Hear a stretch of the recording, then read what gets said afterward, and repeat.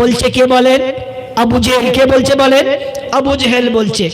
এবার সুমাইয়া রাদিয়াল্লাহু তাআলা আনহা বলছে, ওরে আবু জেহেল, তাহলে তুই শুনে নে, যে সন্তানকে তুই মেরে রক্তাক্ত করেছিস, যে সন্তানকে তুই মেরে মেরে এমন অবস্থা করে দিয়েছিস, সেই সন্তানের হাতে কলেমা পড়ে আমি সুমাইয়া মুসলমান হয়েছি।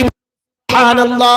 এই আবু জেহেলের গোষ্ঠী, তুই শোন, তোর সম্মুখে আমি আমার সন্তানকে বলে দিলাম, ও আমার কলিজার টুকরা সন্তান রে, তোর থেকে আমি মুসলমান হয়েছি, তুই মুহাম্মাদের থেকে মুসলমান হয়েছি। হে আমার কলিজার টুকরা সন্তান, আবু জেহেল যদি তোকে মারতে মারতে আমার চোখের সামনে যদি শেষ করে দেয়, তারপরেও ওই বেঈমানের কথা শুনিস না, আর আল্লাহর পথ থেকে তুই অবিচল হোস না। জোরে বলুন সুবহানাল্লাহ। আবু জেহেল শুনে বলে, সর্বনাশ,